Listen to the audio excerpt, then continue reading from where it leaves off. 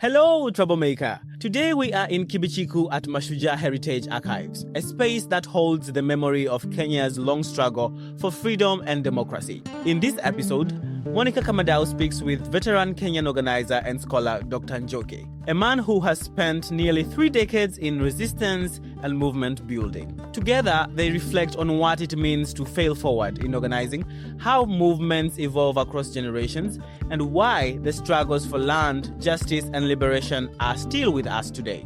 From Mau Mau to the Gen Z protests, from underground movements to Kenya Left Alliance, this is a conversation about continuity, courage, and building liberated zones that show us what freedom can look like. Let's get into it. Welcome to the Troublemakers podcast. Today we are in Kibichuku at Mashujaa Archives and we are speaking with Njuki. Njuki is a professor, he's an organizer, he's a seasoned Kenyan organizer who will help us discuss the principle of failing forward and also using Kenya as a case study. I can do justice to his introduction, so I invite you, Njuki, to introduce yourself and also speak a bit about Mashujaa Archives, where we are today. Yeah, thank you so much, comrades Monica and Rogers. It's true, I'm Njuki Githethwa, but just a correction that I think in Africans, universities, we call ourselves doctors. I think professors is when you do it. Okay. In other countries abroad, I'm Njuki. I prefer just simply to be known as Njuki. Doctor is really for academia. That's why they refer to me.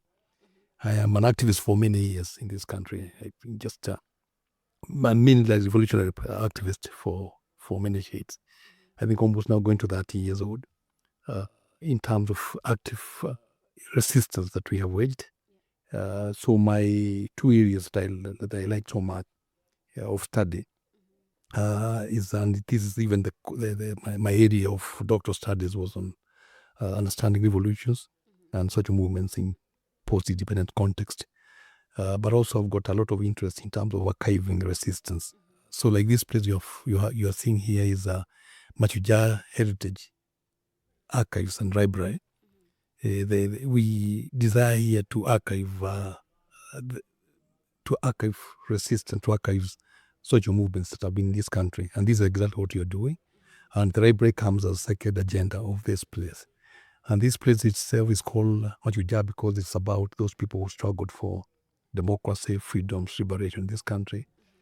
But also it was the base for Mwakenya. And Mwakenya was the movement that gave us, that fought for against Moi, dictatorship for Moi Kanu, the anarcho resistance movement, which was the longer version of Muungano wa Wazalendo wa Kuikomboa Kenya. That was Mwakenya, and this was one of the base of Mwakenya. So when we came here and we set up the archives in this space for Mwakenya in Kabete, and that we find it's really okay.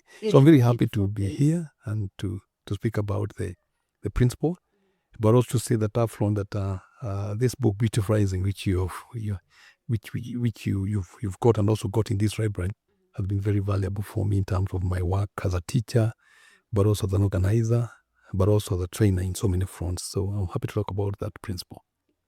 Great. I also need to point out that this is a beautiful place.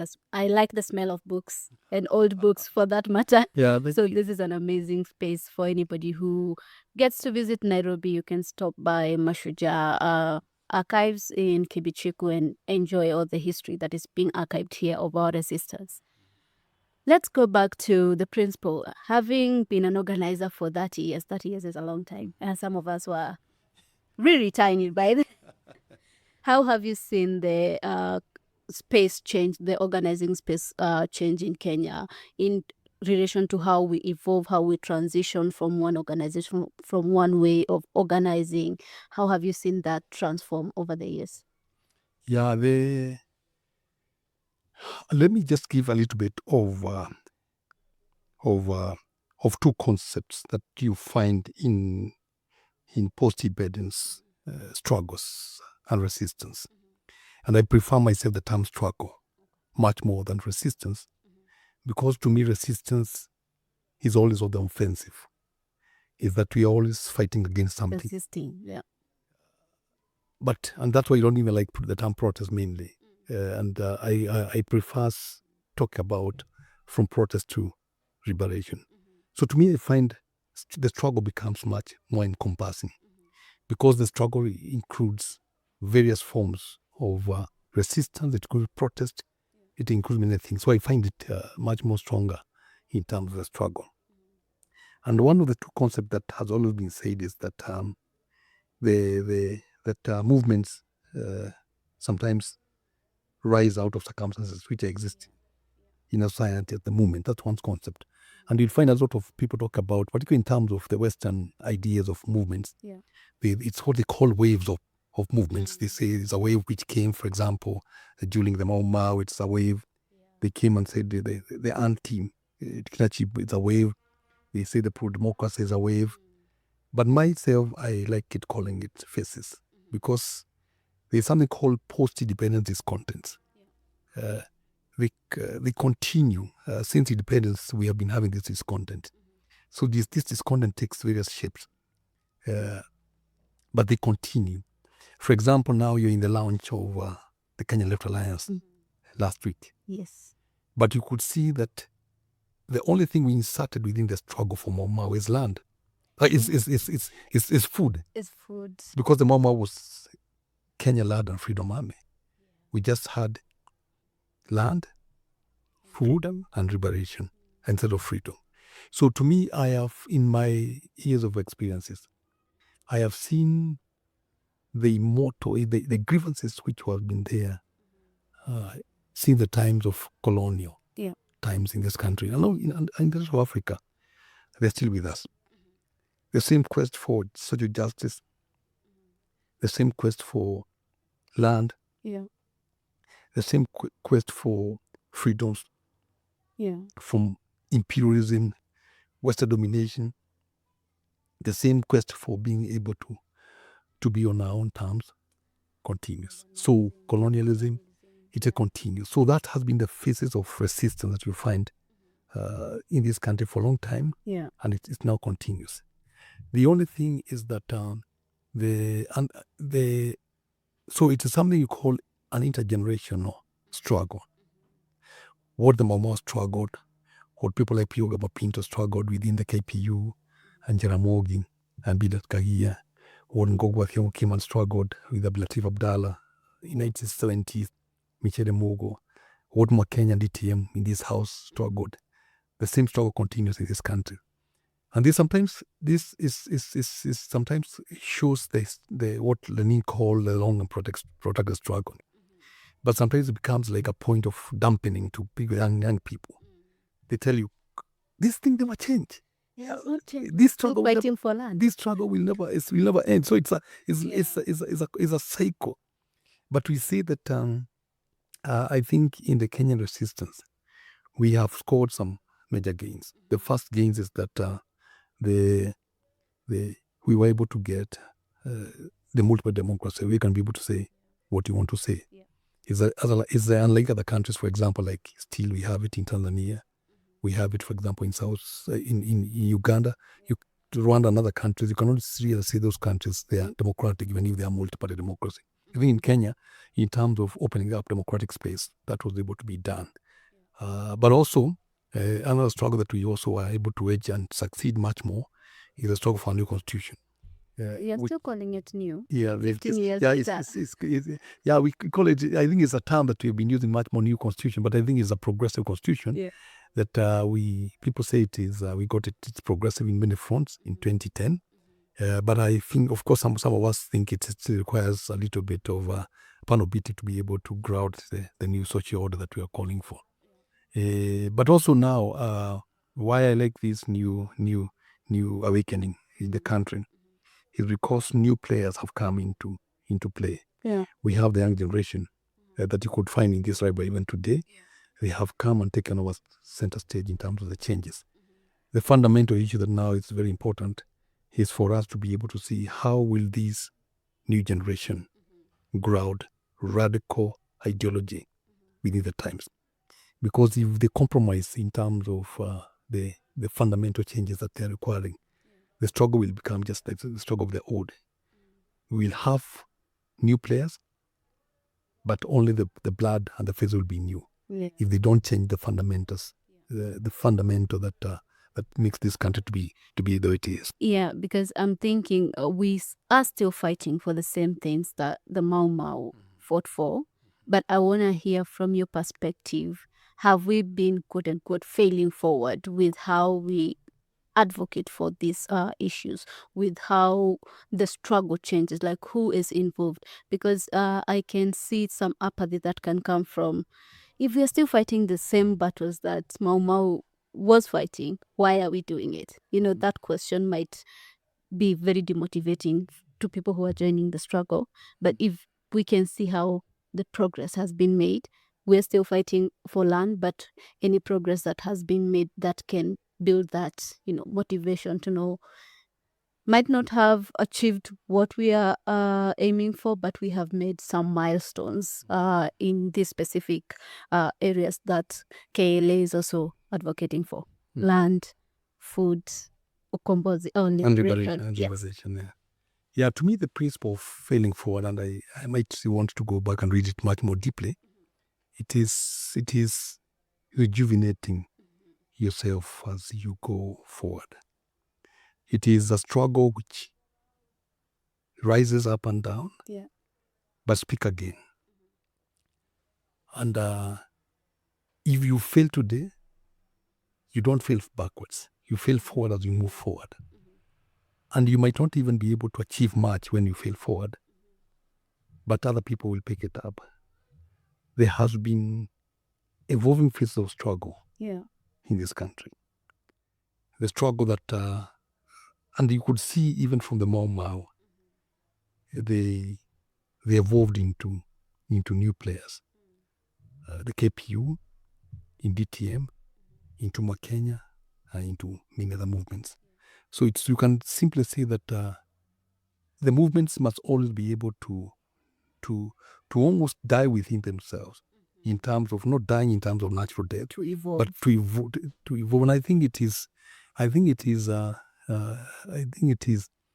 a grain of wheat, which Ngowi makes reference of in his book with the same title, Grain of Wheat, that unless a seed is buried in the ground, it will never germinate.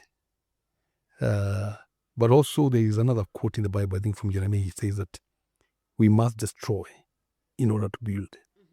So sometimes it is what happens in movements, that you must be able to see, to reach to a level where you find that you're not going forward, almost you have failed, but from that level of failure, it's where you learn lessons. And I'll give some few lessons in terms of the Kenyan context. For example, and I'll start from Mau Mau itself. The Mau Mau was scattered. The soldiers were fighting all over in the forest. Different battalions. There was a battalion that was in Murang'a, in Nyandarua, in Nairobi, in Meru, in all those places. And it is only when Kimathi called them up in what he called the Great Mother Conference in August 1854 that he brought together all the battalions fighting against Mau Mau, and they formed the Kenyan Parliament and the Defense Council, where Kimathi was elected as the field marshal of the army, but also the first prime minister. So that is one struggle against unity. But the same struggle against unity, it failed to some extent because the Mau Mau didn't capture power in this country. The people who captured power in this country are people who were actually against Mau Mau. So you find them again. So the struggles for unity, they didn't come up. The closest we had, for example, is now Kenya People's Union, where Kenya tried to bring the Mau Mau, the land of Mau Mau, the reality of Mau Mau, but didn't succeed. But now the underground forces went like that. So we find a lot of talks for unity within DTM, Sotelo movement, and within Kenya, but didn't succeed. But now fast forward the current experiences. I remember that when the Moi candidatureship was very, very strong in this country, the forces that were there in the underground, and many congregating in London, they Gogo Thiong'o was central in that uprising. They formed what we call Umoja Kenya, which now is able to bring together all the groups that were fighting against Moi the whole country, the whole world. And it went on. But again, it didn't come up so well. Yeah. So we have been having efforts of unity. And I remember, like, for example, the groups that we talked about is that, for example, Kongamano la Mageuzi. Before the last elections, we had long drawn conversations, both online, and it was the times of COVID-19, remember, before the 2022 elections. And we tried so much to look at the United Front, and we call it Kongamano la Mageuzi. But before we could go to elections, the fire died because we realized that there was even betrayal and saboteurs from within. In fact, we realized there are some people who were even pro-government, pro-Jubilee, and they were within the organization, and are cutting us from within. And there were moles within the movement. So some of us and others just stepped back because we felt that it's not going anywhere. That was called Kenya Kongamano la Mageuzi. But the young people who were in the Kongamano la Mageuzi, they realized that the dreams could not be able to go away. So they changed the title. And that's why I'm saying that fast forward means that, feeling forward means that you can change the content. You can regroup. You can change the name for you to be able to move forward. So they changed it into what we call Kongamano la Mapinduzi. Still KLM, but Kongamano la Mapinduzi, which now is a movement of young people with all the principles and the structures and the visions of a movement, including even recruiting within the cells and many other groups and their own branding. And now it's much more attractive to young people because they are in so many fronts. But now Kongamano being a movement, Mapinduzi being a movement, we have got so many movements. Yes. We have social justice centers movement, we have political parties, we have networks for feminism, networks in Kenya. They are all operating differently. Yeah. So what we have been able to do, and this is harkening back to the old struggle, is to bring the Kenya Left Alliance, which now has brought together all those groups which are struggling positively and progressively, but now towards one fold. So you can see that even when you try one alliance, for example, Kongamano la Mageuzi to Kongamano la Mapinduzi, it evolves into something else, but it is the journey of progress all the same. The journey of movement is evolving. It is shedding your skin. It is like the snake. The snake sometimes have to shed every season and be renewed. It must be renewed. It's a change of season is what happens. Yeah, that gives me like a very good image of how this has transformed, evolved into Kenya Left Alliance. Sometimes I know that when people join movements, it's because really there's that momentum, there's that fire. And sometimes when it doesn't work out, there's a lot of people who give up and say, okay, I am done. I tried my best. I did my part. I can't continue with this. But you've been doing this for 30 years. So I'm wondering what keeps that drive, even when you had to, for example, step away from Kongamano la Mageuzi. What drives you to go like, okay, we can still try again. What can we learn from you? And maybe also to be able to motivate those people who might be feeling like, hey, the struggle is hard and we are not winning. Yeah, it's almost, because I remember the first time I got into active revolutionary politics was 1986. 1986 is when the guy who was here, Kalemi Ndodo, was killed. And I got into the RPP movement. Yeah. We were arrested, I think, because of protest. Then what you found yesterday, it is last week, Kongamano House is now open to people very well and you can go without fear. Yeah. When you are starting 1986, you cannot go there without a permit. You're being arrested. But one of the things that makes us to be in the struggle this long is that you can take the struggle in two fronts. You can take the struggle, it is either to benefit you personally and material wealth. So, and the second thing is that the struggle is to bring a new order where everybody, not only yourself, but other people will be able to benefit from a new social order.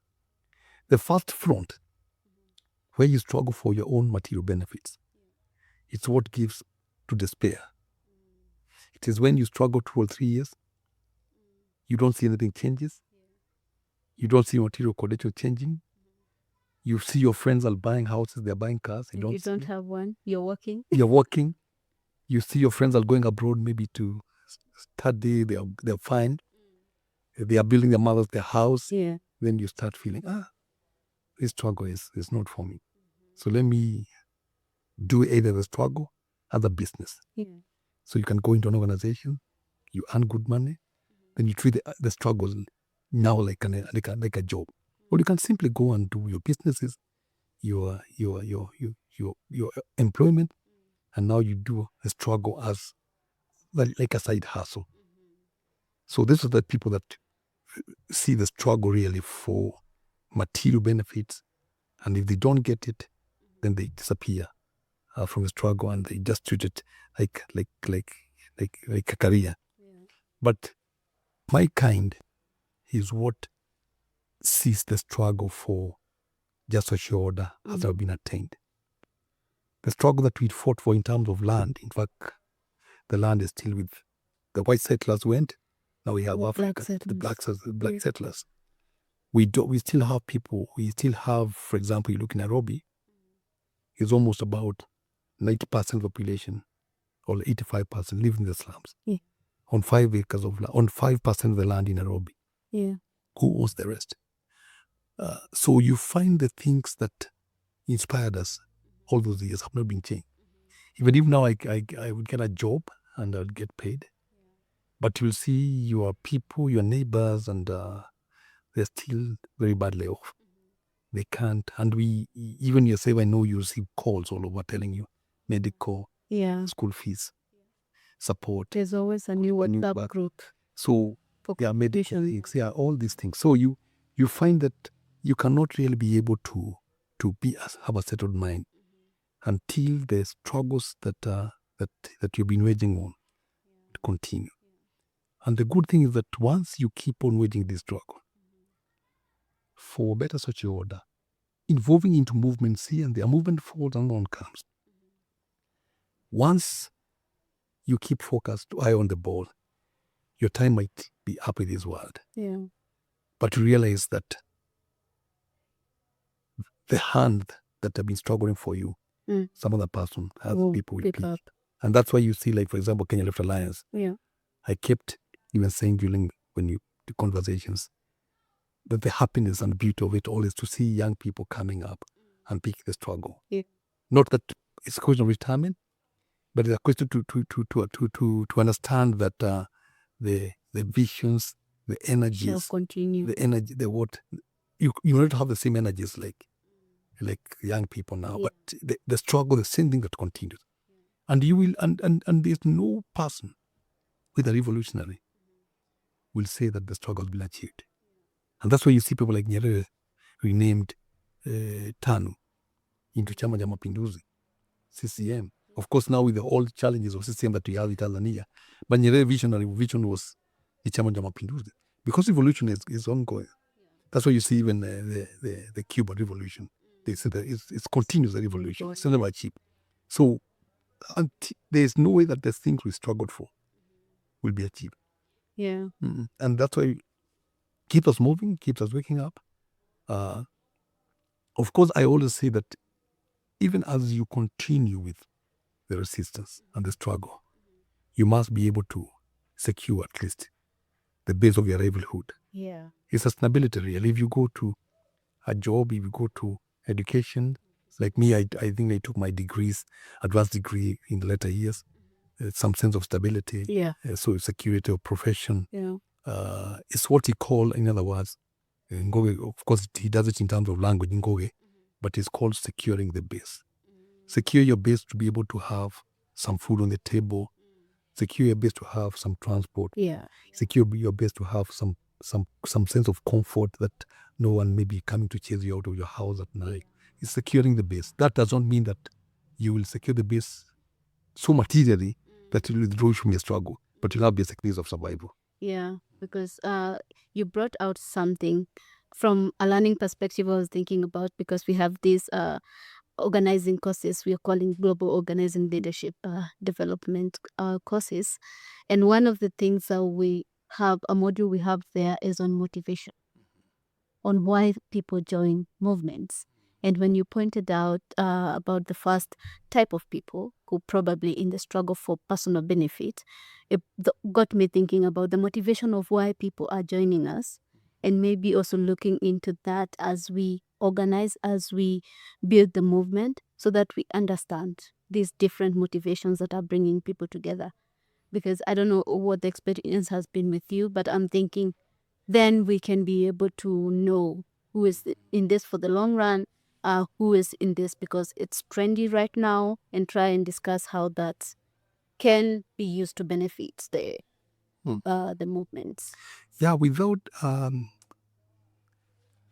I think without going back into even elements of academia, there are various elements which inspire people into being people of movements. Yeah. The first one I always put is that the people join a movement when it's a matter of life and death. Life or death. Yeah. Is a do or die. That if we don't join this movement, which fights for these rights, we're done. We are doomed and we are Yeah. done. That's why you see people like Mau, they went to fight colonialism because it was a mortal evil to all of them. So it's a matter of life and death. The Kenyan protests that happened, Gen Z protests in 2025 last year, was a matter of life and death because the finance believed it was past the way it was to have dumped people's lives in terms of economies, in terms of hopes, in terms of anything, in terms of even bringing impunity. So that is the first ingredient, and every movement in the whole continent and elsewhere must be able to think, which is this life and death issue that they hold dear. And this issue that to hold mass of people, this issue that you hold life and death issue, do or die, must be very simple and very clear. It's never complicated. Yeah. Once people started thinking whether this issue is central or not, they will not go to the streets. They will not struggle. But once people go to the streets and they don't even know why the streets, but it's their issue, then you know that you have succeeded majorly. The second issue which motivates people to be into a movement is a sense of identity and belonging. A sense of belonging. Yeah. And you find that so much in the Black American, the African American struggles. Malcolm X, Malcolm Garvey, and many other people, is a sense of belonging, a sense of identity. Yeah. When he says that, Malcolm Garvey says that we shall all look for Africa for liberation.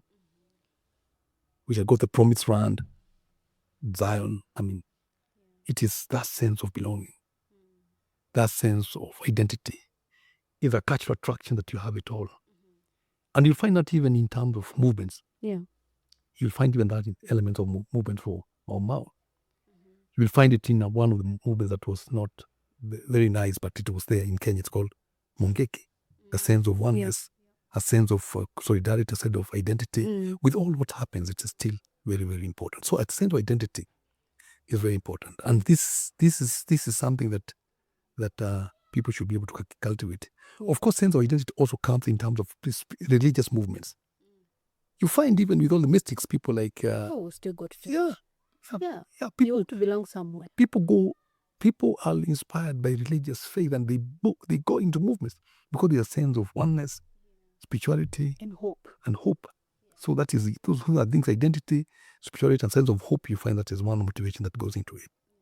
The third one is a sense of ideology. I think ideology also makes people grow together. That we are very few. We believe in this ideology. Yeah. It's socialism.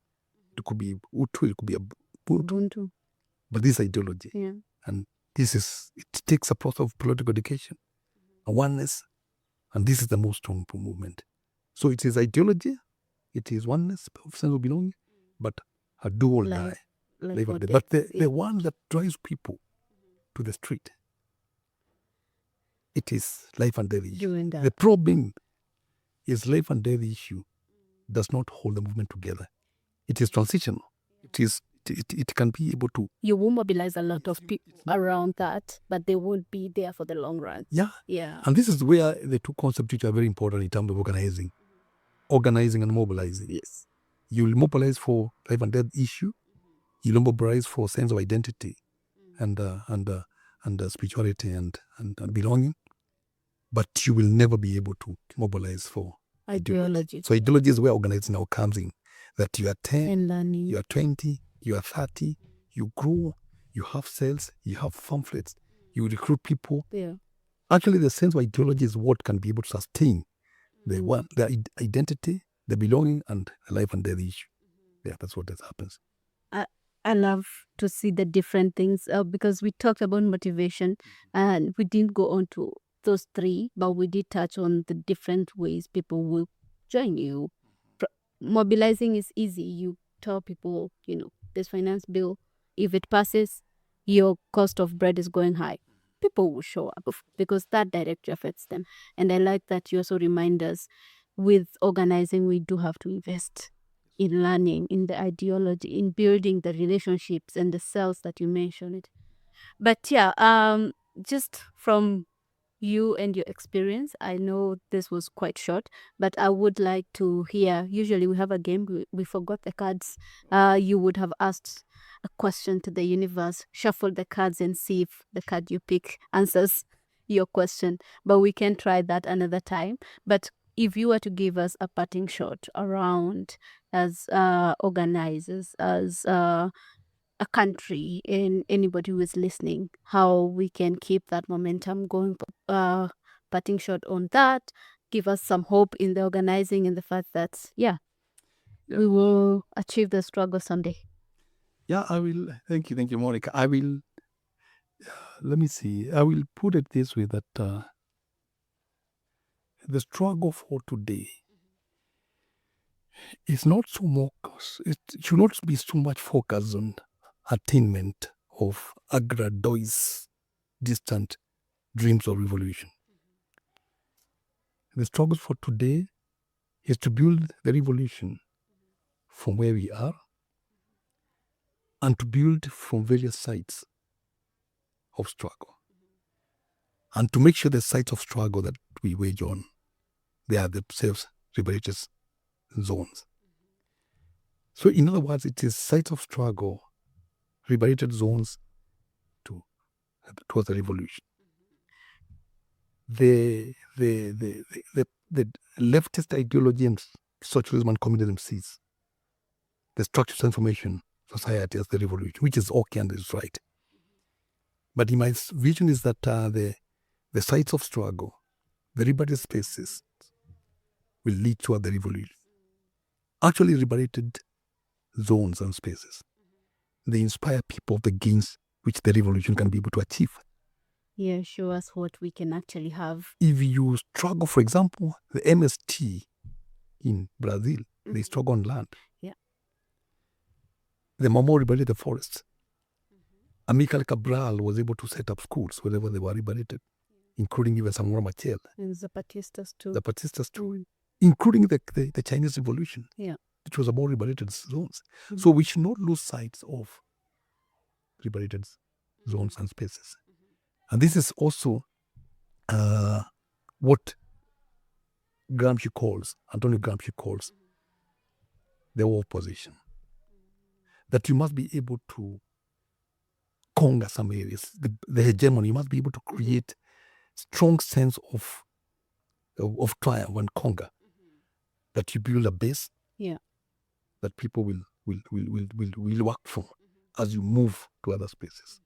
And any battle that we find, I like this book about Rising, by giving us case studies of from Uganda, from Kenya, because any gain, there's a such movements gain, it's a liberated zone. For example, making women in Uganda ride bikes. Yes. You remember it was a struggle. Yes. And by making those women right back. Challenging. Yes, it is a struggle. It's a liberated zone. So I find it's very important for us to talk so much. Yes, focus on revolution, but inspire people by tangible gains and small steps they can feel and they can own. Thank you so much. I think I can't add to that. Let's get liberated zone. Let's give people a taste of what the revolution will bring us. Yeah. Asante sana. Thank you so much. Thank you so Monica. And the team. Hi!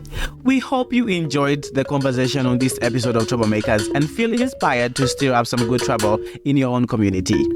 Do feel free to check out our other episodes and subscribe to Troublemakers Podcast in your preferred podcast app. You can follow us on Instagram and Facebook as troublemakers.podcast for all the latest updates, behind-the-scenes content, and sneak peeks of what's coming next. We also love to hear from our listeners.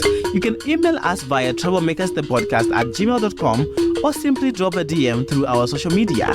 And hey, if you enjoyed this episode, take a moment and share it with a friend or leave us a review. It really helps us grow our community of troublemakers. Keep shaking things up.